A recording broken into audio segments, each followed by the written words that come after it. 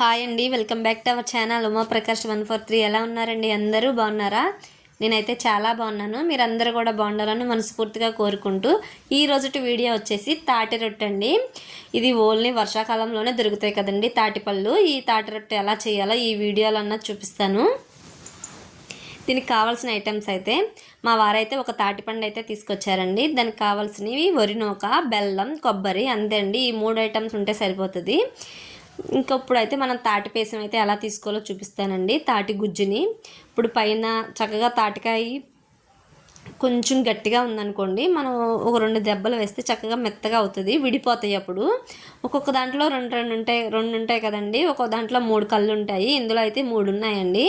ఇప్పుడు ఇవన్నీ కూడా పై లేయర్ అంతా కూడా తీసేసుకోవాలి. పై లేయర్ అంతా కూడా తీసేసుకొని ఒక ప్లేట్లో అయితే పెట్టేసుకున్నానండి నేను. ఇప్పుడు దీన్ని మనం తాటి గుజ్జు ఎలా తీసుకోవాలో చూద్దాం. ఇప్పుడు కొంచెం గట్టిగా ఉంది కదండి, గట్టిగా ఉందని నేను కొంచెం వాటర్తో నానబెట్టి విడదీసుకుంటున్నాను. అలా అయితే మనకి తాటి గుజ్జు తీసుకోవడానికి కూడా కొంచెం ఈజీగా వస్తుంది, తాటి గుజ్జు కూడా వస్తుంది ఎక్కువగా. ఇప్పుడు నేను ఒక కన్నాల జల్లెడ లాంటిది తీసుకున్నానండి. ఒక పళ్ళెం అయితే తీసుకొని దాన్ని కన్నాల జల్లెడని తిరిగేసి పెట్టి మనం గుజ్జు తీసుకుంటే మనకి గుజ్జు చక్కగా వస్తుందండి. అందులో ఉన్న పీస్ అన్నది మనకి రాదు. అలా అయితే మనం తినేటప్పుడు పీస్లా తగలకుండా బాగుంటుంది. ఇప్పుడు నేను ఒక తాటిపండుకి కొంచెం అయితే వచ్చిందండి. దాన్ని కొలతల వారీగా అయితే వేసుకుందాము. ఒక గిన్నె అయితే తీసేసుకొని అందులో నేనైతే 2 కప్పుల తాటిపేసం అయితే వేసుకున్నానండి. కరెక్ట్గా ఒక తాటిపండుకి 2 కప్పుల తాటిపేసం వచ్చింది. ఇంకా దానికి 1 కప్పున్నర అయితే నేను వరి నూక అయితే వేసుకున్నాను. 1 కప్పు నిండా బెల్లం, ఇంకా చిన్న కొబ్బరికాయ కదండి, అది మొత్తం మనం కప్పుతో కొలుసుకుంటే ఒకే కప్పు వస్తుంది. లేకపోతే మనం కొలతగా వేసుకుంటే 1 కప్పు నిండా కొబ్బరి తురుము వేసుకుంటే సరిపోతుంది. అందులో కొంచెమంత సాల్ట్ కూడా వేసేసుకొని మొత్తం కూడా ఒకసారి అయితే కలిపేసుకోవాలండి. బెల్లం అంతా కూడా కరిగిపోయేలాగా మొత్తం కలిసేలాగా చక్కగా కలుపుకోవాలి.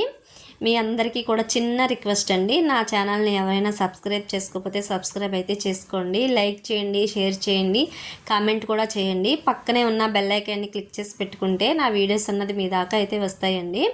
మీరు ఇచ్చే ఒక లైక్ చాలా సపోర్ట్గా ఉంటుంది, మంచి మంచి వీడియోస్ పెట్టాలని ఇంట్రెస్ట్గా ఉంటుందండి. ఇంకా వీడియోలోకి అయితే వెళ్ళిపోదామా. ఇంకా అన్నీ కూడా వేసుకొని బెల్లం అంతా కరిగేంత వరకు కలిపేసుకున్నాం కదా. కలిపేసుకొని మూత పెట్టుకొని ఒక 10 నిమిషాల పాటు అయితే పక్కన పెట్టేసుకోవాలి. ఇదిగోండి, ఒక 10 నిమిషాలు పక్కన పెట్టుకున్నాక మనం ఒక నాన్ స్టిక్ ప్యాన్ తీసేసుకొని అందులో కొంచెం అంత ఆయిల్ వేసుకొని ఆయిల్ వీటెక్కాక మనం కలుపుకున్న దాన్ని మొత్తాన్ని కూడా నేనైతే ఒకే రొట్టెలా వేసేసానండి. చిన్న చిన్న రొట్టెలుగా కూడా వేసుకోవచ్చు. ఇంకా ఒకే రొట్టెలా నేను ప్యాన్ అంతా కూడా స్ప్రెడ్ చేసేసాను.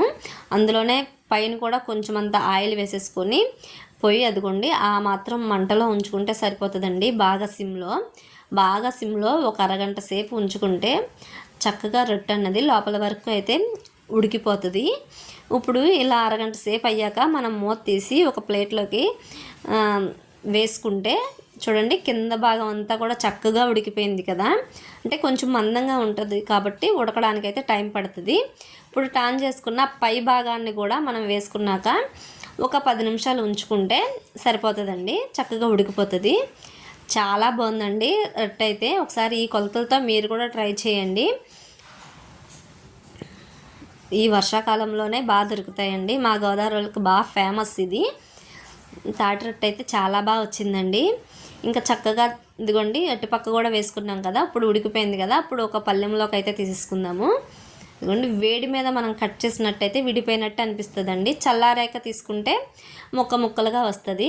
తాటి రొట్టె అయితే చాలా బాగా ఉడికిపోయిందండి లోపల వరకు కూడా. ఇదిగోండి, ఈ కొలతలతో ఒకసారి మీరు కూడా ట్రై చేయండి. నా ఛానల్ని సబ్స్క్రైబ్ చేసుకోండి. Thanks for watching.